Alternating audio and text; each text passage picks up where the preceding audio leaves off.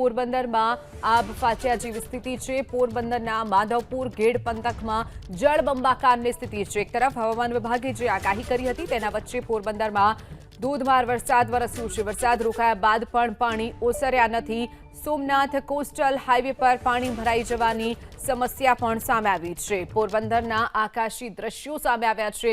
પોરબંદરમાં જળબંબાકારના આકાશી દ્રશ્યો વરસાદ રોકાયા બાદ પણ પાણી નથી ઓસર્યા।